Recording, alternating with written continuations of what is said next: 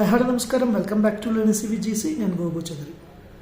So guys, നമുക്കിപ്പോൾ കഴിഞ്ഞ NTPC CBT 1 ഒരുപാട് പേര് പറയുന്ന ഒരു സങ്കടം എന്താണെന്ന് വെച്ചാൽ ടൈം മാനേജ്മെൻറ്റ് കിട്ടിയില്ല. നിങ്ങൾ തമ്പനയിൽ കാണുന്ന പോലെ മാത്സ് റീസണിങ് കുഴപ്പമില്ല, ഈസി ആയിരുന്നു, ബട്ട് GK ആയിരുന്നു ടഫ്. എന്നിട്ടും മാത്സ് റീസണിങ്ങിന് സമയം കിട്ടില്ല. ഇതാണ് എല്ലാവരും പറയുന്ന ഒരു പ്രശ്നം. ഓക്കെ, അപ്പോൾ അതിനൊരു സൊല്യൂഷനായിട്ടാണ് ഞാൻ ഈ ഒരു വീഡിയോ ചെയ്യുന്നത്. Just A small tips. Okay, അപ്പോൾ അത് നിങ്ങൾ എന്താ ചെയ്യണമെന്ന് വെച്ചാൽ എങ്ങനെയാണ് നമുക്ക് ഈ NTPC അല്ലെങ്കിൽ ഗ്രൂപ്പ് ഡിക്കൊക്കെ ടൈം മാനേജ്മെൻറ്റ് ഇമ്പ്രൂവ് ചെയ്യുന്നത്. ഓക്കെ, ഇതിൽ ഒരാളെൻ്റെ അടുത്ത് ഇങ്ങനെ പറഞ്ഞതാണ്, ഞാൻ എക്സാം എഴുതാൻ പോയി, എക്സാം എല്ലാം ഈസി ആയിരുന്നു, പക്ഷേ ക്വസ്റ്റ്യൻസ് ഷഫ്ലിംഗ് ആയിരുന്നു. ക്വസ്റ്റ്യൻ ഷഫ്ലായതുകൊണ്ട് എനിക്ക് ടൈം അങ്ങനെ മാനേജ് ചെയ്യാൻ പറ്റിയില്ല. അപ്പോൾ എനിക്ക് ഇയാളോട് ചോദിക്കാനുള്ള ചോദ്യം എന്താണെന്ന് വെച്ചാൽ, നിങ്ങളൊരു മോക്ക് പോലും, കാരണം ഇതിന് മുമ്പും ഇങ്ങനെ തന്നെയായിരുന്നു NTPC എക്സാം. ഓക്കെ, സാധാരണ ഒരു അത്യാവശ്യം പഠിക്കുന്ന ഒരു പയ്യനാണെങ്കിൽ, NTPC ക്രാക്ക് ചെയ്യുന്നൊരു ഉദ്ദേശിക്കുന്ന ഒരാളാണെങ്കിൽ മിനിമം ഒരു മോക്ക് ടെസ്റ്റെങ്കിലും എടുക്കാതിരിക്കില്ല. ഓക്കെ, സോ മസ്റ്റായിട്ടും ഏത് മോക്ക് ടെസ്റ്റ് നിങ്ങൾ എടുത്താലും ശരി, അത് ഈ സെക്ഷൻ വൈസ്, മാത്സിന് ഒരു സെക്ഷൻ, നമുക്കറിയാം മാത്സ് 40 ക്വസ്റ്റ്യൻ CBT 1 ഉണ്ടായിരുന്നു, 30 ക്വസ്റ്റ്യൻ, റീസണിങ് 30, GK 40. ഓക്കെ, 30, 40 അങ്ങനെ 100 ക്വസ്റ്റ്യൻ. അപ്പോൾ ഒരു മോക്ക് ടെസ്റ്റ് ഓക്കെ എടുക്കാത്ത ഒരാളാണെങ്കിൽ ഒരു പക്ഷേ അയാൾക്ക് അറിയില്ല ക്വസ്റ്റ്യൻ ഷഫിളായിട്ടാണ് വരുന്നതല്ല എന്നുള്ളത്. ഓക്കെ, ഏത് നല്ല മോക്ക് ടെസ്റ്റ് ആണെങ്കിലും, ഈവൻ ടെക്സ്റ്റ് ബുക്ക് ആണെങ്കിലും അല്ലെങ്കിൽ വേറെ ഏതെങ്കിലും നോർത്ത് ഇന്ത്യൻ ചാനലാണെങ്കിലും നമ്മുടെ അക്കാഡമിക്സിൻ്റെ ആണെങ്കിലും എല്ലാത്തിലും ക്വസ്റ്റ്യൻസ് ഷഫ്ലിംഗ് ആയിട്ടാണ് വരുന്നത്. ആ ഷഫിൾ ചെയ്തിട്ടുള്ള മോക്ക് ടെസ്റ്റ് തന്നെ എഴുതി പ്രാക്ടീസ് ചെയ്യാം. സോ നമ്മളെപ്പോഴും ഈ മാത്സ് റീസണിങ് ഇതിൻ്റെ കാൽക്കുലേഷനിൽ നമുക്ക് ടൈം ഇമ്പ്രൂവ് ചെയ്യണമെങ്കിൽ ദി വെരി ബെസ്റ്റ് മെത്തേഡ് എന്ന് പറയുന്നത് ബൈ പ്രാക്ടീസിങ്. എത്രത്തോളം നിങ്ങൾക്ക് ക്വസ്റ്റ്യൻ പ്രാക്ടീസ് ചെയ്യാൻ പറ്റുന്നോ അത്രത്തോളം ക്വസ്റ്റ്യൻ പ്രാക്ടീസ് ചെയ്യുക. അതാണ് ഒന്നാമത്തെ കാര്യം. രണ്ടാമത്തെ കാര്യം, മാക്സിമം മോക്ക് ടെസ്റ്റ് അറ്റൻഡ് ചെയ്യുക. വെറും മോക്ക് ടെസ്റ്റ് അല്ല, ഫുൾ മോക്ക് ടെസ്റ്റ് തന്നെ അറ്റൻഡ് ചെയ്യുക. ഫുൾ മോക്ക് ടെസ്റ്റ് തന്നെ അറ്റൻഡ് ചെയ്യുക. ഈ രണ്ട് കാര്യം മെയിനായി ശ്രദ്ധിച്ചാൽ തന്നെ നിങ്ങൾക്ക് അവിടെ ടൈം ഇമ്പ്രൂവ് ചെയ്യാൻ പറ്റും. ഓക്കെ, ഇനി നിങ്ങൾ പ്രാക്ടീസ് ചെയ്യുമ്പോൾ ശ്രദ്ധിക്കേണ്ട ഒരു കാര്യം എന്താണെന്ന് വെച്ചാൽ, പ്രാക്ടീസ് ചെയ്യുമ്പോൾ പലരും, ഫോർ എക്സാമ്പിൾ ഇപ്പോൾ ഒരു സിമ്പിൾ ഇൻട്രസ്റ്റിൻ്റെ ക്വസ്റ്റ്യൻ ആണ്. ഓക്കെ, അപ്പോൾ ഡയറക്റ്റായിട്ട് അവർ ഇൻട്രസ്റ്റ് തന്നിട്ടുണ്ടാവും, പ്രിൻസിപ്പിൾ തന്നിട്ടുണ്ടാവും, നമ്പർ ഓഫ് ഇയേഴ്സ് തന്നിട്ടുണ്ടാവും, റേറ്റ് ഓഫ് ഇൻട്രസ്റ്റ് തന്നിട്ടുണ്ടാവും, ഇൻട്രസ്റ്റ് ആയിരിക്കും കണ്ടുപിടിക്കാൻ പറയുന്നത്. ഓക്കെ, അപ്പോൾ നമ്മൾ എന്ത് വിചാരിക്കും, ഇൻട്രസ്റ്റ് ഇൻഡിക്കേഷൻ I = PNR. അപ്പോൾ നമ്മൾ ക്വസ്റ്റ്യൻ കാണുമ്പോൾ തന്നെ എനിക്കറിയാം എല്ലാം തന്നിട്ട് I = PNR, പിന്നെ എന്തിനാണ് ഞാൻ എന്ത് ചെയ്യേണ്ടത്, അങ്ങനെ ഒരു ചിന്താഗതി നിങ്ങൾക്ക് വരാം. ചെയ്യണം. കാരണം ഇങ്ങനെയുള്ള ക്വസ്റ്റ്യൻസ് NTPCക്ക് വരാം, ഗ്രൂപ്പ് ഡിക്കും വരാം. ഓക്കെ, അപ്പോൾ നമ്മളിത് ചെയ്ത് വരുമ്പോൾ നമ്മൾ ഡയറക്റ്റ് ഇക്വേഷനൊക്കെ നമുക്കറിയാം, എല്ലാം സബ്സ്റ്റിറ്റ്യൂട്ട് ചെയ്തു, പക്ഷേ ആ സബ്സ്റ്റിറ്റ്യൂട്ട് ചെയ്ത് ഫൈനൽ ആൻസർ എത്തുന്നവിടെയാണ് നമ്മുടെ സമയം പോകുന്നത് എന്നുള്ളതായിട്ട് നിങ്ങൾ ഓർക്കുക. അല്ലാതെ അതുകൊണ്ടാണ് ക്വസ്റ്റ്യൻ ഈസി പക്ഷേ ടൈം കിട്ടുന്നില്ല എന്ന് പറയാൻ കാരണം എന്താ, ക്വസ്റ്റ്യൻ ഈസി ആണെങ്കിൽ പിന്നെ നമുക്ക് ഉത്തരം എല്ലാം ചെയ്ത് കിട്ടണ്ടേ അല്ലേ, എന്നിട്ടും കിട്ടാത്തതിൻ്റെ കാരണം എന്താ, ഇതാണ് പ്രശ്നം. പലരും ജസ്റ്റ് ഫോമുല അറിയാം, അതുകൊണ്ട് പ്രാക്ടീസ് ചെയ്യുമ്പോൾ അത് അപ്ലൈ ചെയ്യും, ഇതെനിക്ക് ചെയ്താൽ കിട്ടുമെന്നുള്ള പറഞ്ഞ് ആ ക്വസ്റ്റ്യൻ സ്കിപ്പ് ചെയ്യും, ജസ്റ്റ് അടുത്ത ക്വസ്റ്റ്യൻ പ്രാക്ടീസ് ചെയ്യാൻ തുടങ്ങും. അടുത്ത ക്വസ്റ്റ്യൻ ഇതുപോലെ. ഓക്കെ, ഫോർ എക്സാമ്പിൾ വേറെ എന്തെങ്കിലും ചോദ്യമാണെങ്കിൽ, മാത്സ് ബേസ്ഡ് അല്ലെങ്കിൽ ഏതാണെങ്കിലും, ഇപ്പോൾ ട്രിഗണോമെട്രി ആണെങ്കിലും ശരി, അല്ലെങ്കിൽ മെൻസുറേഷൻ ആണെങ്കിലും ശരി. ഓക്കെ, നമ്മൾ മെൻസുറേഷൻ ഏരിയ = πr² എന്ന് പറയുമ്പോൾ ഇത് ഡയറക്റ്റ് റേഡിയസ് വന്നിട്ട് പൈൻ്റെ വാല്യൂ എനിക്കത് സബ്സ്റ്റിറ്റ്യൂട്ട് ചെയ്ത് ഉത്തരം കിട്ടും എന്ന് വിചാരിച്ച് ആ ക്വസ്റ്റ്യൻ വിടും. പക്ഷെ അത് നിങ്ങൾ പ്രാക്ടീസ് ചെയ്താലല്ലേ നിങ്ങൾ എത്ര സമയം കൂടെ അത് നിങ്ങൾക്ക് സോൾവ് ചെയ്യാൻ പറ്റുന്നത് നിങ്ങൾക്ക് അറിയാൻ പറ്റുള്ളൂ അല്ലേ. പൈൻ്റെ വാല്യൂ 3.14 അല്ലെങ്കിൽ 22/7, റേഡിയസിൻ്റെ വാല്യൂ സബ്സ്റ്റിറ്റ്യൂട്ട് ചെയ്യുക, സ്ക്വയർ ചെയ്യണം, എന്നിട്ട് അതെല്ലാം കൂടി മൾട്ടിപ്ലൈ ചെയ്ത് ഫൈനൽ ആൻസർ എത്തുന്നവരെ നിങ്ങൾ ചെയ്യണം. ആ ഫൈനൽ ആൻസർ ചിലപ്പോൾ ആ കാൽക്കുലേഷൻ വെട്ടി കമ്മിയാക്കുന്നതായിരിക്കും ചിലപ്പോൾ നിങ്ങളുടെ പ്രശ്നം വരാൻ കാരണം. അല്ലെങ്കിൽ ഇപ്പോൾ സിംപ്ലിഫിക്കേഷൻ തന്നെ നിങ്ങൾ ആലോചിക്കുക, സിംപ്ലിഫിക്കേഷൻ കുറേ ഡെസിമലും ഫ്രാക്ഷനും കാര്യങ്ങളൊക്കെ കാണുമ്പോൾ സിമ്പിളായിട്ട് തോന്നും. അപ്പോൾ നമ്മളത് ചെയ്ത് വരുമ്പോഴേ അതിൻ്റെ ഫൈനൽ ആൻസറിൽ എത്തുമ്പോഴായിരിക്കും നമ്മൾ അതിന് എത്ര സമയം കളയുന്നത് എന്ന് നമ്മൾ ചിന്തിക്കുക. അപ്പോൾ അതുകൊണ്ട് ഒരു ക്വസ്റ്റ്യൻ കാണുമ്പോൾ എനിക്കറിയാം എന്ന് പറഞ്ഞ് നിങ്ങൾ എന്ത് ചെയ്യാൻ പാടില്ല, പ്രാക്ടീസ് ചെയ്യുമ്പോൾ അത് സ്കിപ്പ് ചെയ്യാൻ പാടില്ല, ഫുൾ പ്രാക്ടീസ് തന്നെ ചെയ്യുക. ഓക്കെ, അപ്പോൾ ഇത് നിങ്ങൾ എപ്പോഴാണ് ഫുള്ളായിട്ട് പ്രാക്ടീസ് ചെയ്യുന്നത് ചോദിക്കുക, നിങ്ങൾ മോക്ക് ടെസ്റ്റ് അറ്റൻഡ് ചെയ്യുമ്പോഴായിരിക്കും ഇതിൻ്റെ ഒരു ഫുൾ ആൻസർ നമുക്ക് ഫൈനൽ ആൻസർ എത്തുമ്പോഴേ നമുക്കത് അറിയാൻ പറ്റുള്ളൂ. അതുകൊണ്ടാണ് പ്രാക്ടീസിന് കൂടെ തന്നെ നമ്മൾ ഇന്നുകൂടി ചെയ്യണമെന്ന് പറയുന്നത്, മോക്ക് ടെസ്റ്റ് കൂടി അറ്റൻഡ് ചെയ്യണമെന്ന് പറയുന്നു. അപ്പോൾ ഈ രണ്ട് കാര്യം നിങ്ങൾ എപ്പോഴും മനസ്സിലാക്കുക, ഒരു മാത്സ് റീസണിങ് ക്വസ്റ്റ്യൻസൊക്കെ പ്രാക്ടീസ് ചെയ്യുമ്പോൾ.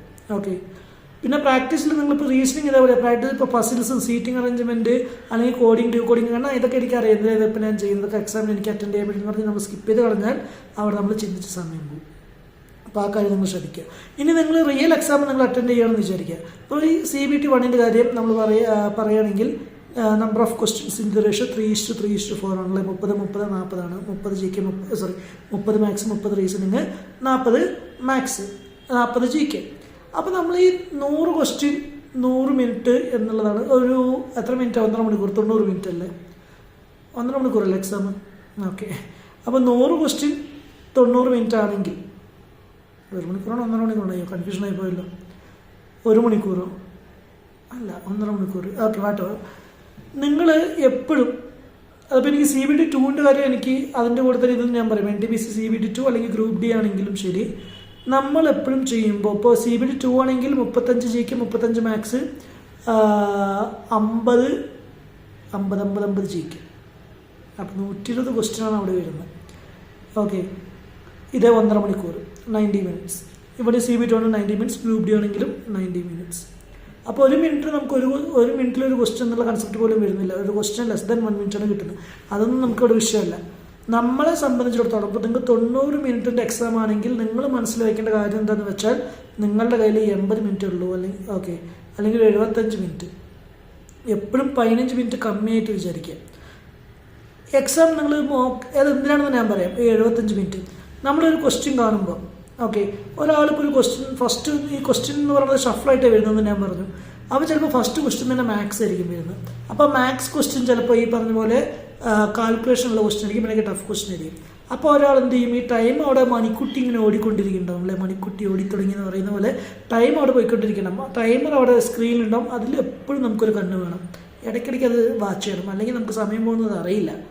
ഓക്കെ, അപ്പോൾ നിങ്ങൾ ഒരു ക്വസ്റ്റ്യൻ ഫസ്റ്റ് ക്വസ്റ്റ്യൻ തന്നെ ടഫാണെങ്കിൽ പലരും ആ ക്വസ്റ്റ്യൻ ചെയ്യാൻ വേണ്ടി നിൽക്കും. ആ ക്വസ്റ്റ്യൻ അപ്പം തന്നെ ചെയ്യും. അത് ചെയ്ത് വരുമ്പോൾ തന്നെ നിങ്ങൾക്ക് സമയം പോകുന്നത് അറിയില്ല, അവസരോത്തരം കിട്ടൂല, അത് വേറെ കാര്യം. ഓക്കെ, എന്നിട്ട് അവിടെ തന്നെ ഒരു 10 മിനിറ്റ് അവിടെ പോയിട്ടുണ്ടാവും. നമ്മൾ അറിഞ്ഞിട്ടുണ്ടാവില്ലേ 10 മിനിറ്റ് അവിടെ പോകുന്നത്. അതുകൊണ്ട് ക്വസ്റ്റ്യൻ നിങ്ങൾക്ക് കാണുമ്പോൾ ടഫാണോ ഈസിയാണെന്ന് നിങ്ങൾക്ക് മനസ്സിലാവണം. ഒരു ക്വസ്റ്റ്യൻ ടഫാണെന്ന് കണ്ടാൽ അപ്പം തന്നെ അത് സ്പോട്ടിൽ മാർക്ക് ചെയ്ത് വയ്ക്കാം. അതിനാണ് ഈ മാർക്ക് ഫോർ റിവ്യൂ എന്നുള്ള കൺസെപ്റ്റ് നമുക്ക് CBT-യിൽ വരുന്നത്. റിവ്യൂ ചെയ്ത് അടുത്ത ക്വസ്റ്റ്യനിലേക്ക് പോകാം. അതും നിങ്ങൾക്ക് കാണുമ്പോൾ തന്നെ ടഫാണോ, മനസ്സിൽ നിങ്ങൾക്കൊരു ഇൻസ്റ്റിൻറ്റ് തോന്നുമല്ലോ ഇതിപ്പോൾ ചെയ്ത സമയം പോകും, അല്ലെങ്കിൽ എന്നെ കൊണ്ട് പെട്ടെന്ന് ചെയ്യാൻ പറ്റില്ല എന്ന് തോന്നുന്നെങ്കിൽ just mark for review and go for next question. അടുത്ത ക്വസ്റ്റ്യനിലേക്ക് പോകാൻ നോക്കാം. അടുത്ത ക്വസ്റ്റ്യൻ ചിലപ്പോൾ GK ആയിരിക്കും. GK ചിലപ്പോൾ ഈസി ക്വസ്റ്റ്യൻ ആണെങ്കിൽ 1 മിനിറ്റൊന്നും ആവശ്യമില്ല, ക്വസ്റ്റ്യൻ വായിച്ച് ഉത്തരം ചെയ്ത് അടുത്തതിൽ പോകാം. ഇനി ചിലപ്പോൾ ക്വസ്റ്റ്യൻ GK ചിലപ്പോൾ ടഫാണെന്ന് വിചാരിക്കുക. ടഫല്ല, നമുക്ക് അറിയുന്ന ക്വസ്റ്റ്യൻ തന്നെ ആയിരിക്കും, പക്ഷേ നമുക്ക് ചെറിയ രീതിയിൽ കൺഫ്യൂഷൻ വരുന്ന രീതിയിലുള്ള ചോദ്യങ്ങളാണെന്ന് വിചാരിക്കുക.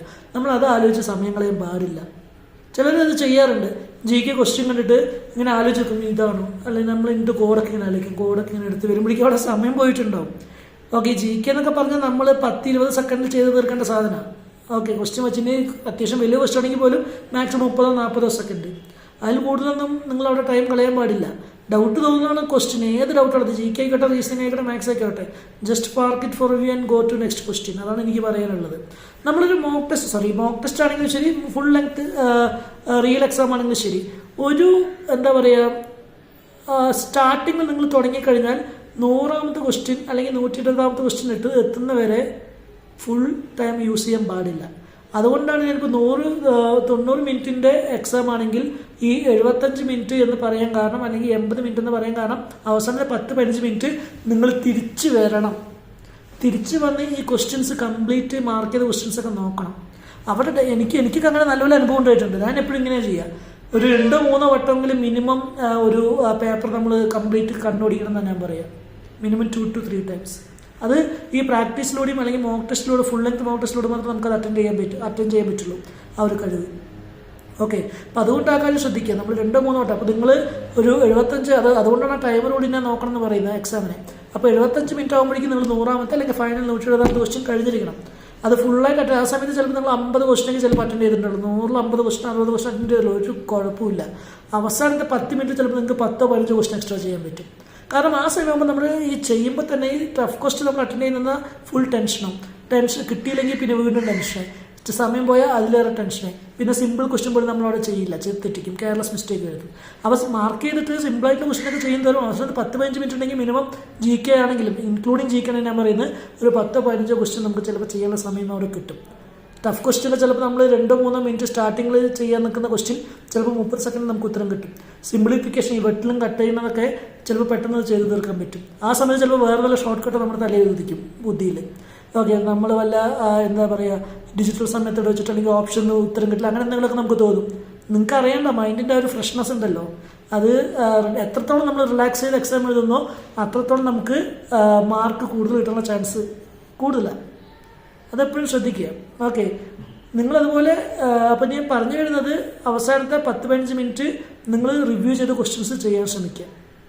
ഓക്കെ, ടഫ് ക്വസ്റ്റ്യൻസ് ആദ്യം തന്നെ സ്കിപ്പ് ചെയ്യാം, പിന്നീട് ചെയ്താൽ കിട്ടും, ഡോണ്ട് വറി.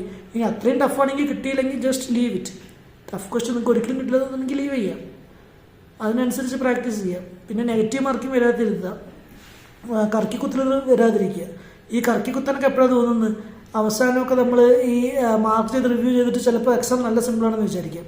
എക്സാം നല്ല സിമ്പിളാണെങ്കിൽ ചിലപ്പോൾ 1-2 ക്വസ്റ്റ്യൻ ടഫാണെങ്കിൽ നമ്മൾ ആ സമയത്തൊക്കെ കറക്കി കുത്തുക. അപ്പോൾ ഒന്നും അറിയാത്ത ക്വസ്റ്റ്യൻ ഒരിക്കലും കറക്കി കുത്താതിരിക്കുക, അതൊരു വൈൽഡ് ഗസ് ചെയ്യാതിരിക്കുക. ഓക്കെ, ഈ കാര്യങ്ങൾ നിങ്ങൾ പ്രത്യേകം ശ്രദ്ധിക്കുക. ഇതൊക്കെയാണ് എനിക്ക് ഈ ടൈം മാനേജ്മെൻറ്റിനെ കുറിച്ച് പറയാനുള്ളത്. അപ്പോൾ ഏകദേശം ഒരു ഐഡിയ കിട്ടിയെന്ന് വിചാരിക്കുന്നു. വേറെ എന്തൊക്കെയോ ഞാൻ പറയാൻ വിചാരിച്ചു, പക്ഷേ സത്യം പറഞ്ഞാൽ ഞാൻ വിട്ടുപോയി. ഓക്കെ, ഇപ്പോൾ ഏകദേശം ഒരു ഐഡിയ കിട്ടിയില്ലേ? ശരി, അപ്പോൾ എന്തെങ്കിലും ഉണ്ടെങ്കിൽ ഞാനത് അടുത്ത വീഡിയോയിലോ അല്ലെങ്കിൽ കമൻറ്റായിട്ടോ ചെയ്യാം. അപ്പോൾ ഈ കാര്യങ്ങളൊക്കെ മനസ്സിൽ വെച്ചിട്ട് എന്ത് ചെയ്യുക, എക്സാം എഴുതാൻ ശ്രമിക്കുക. Okay, all the best.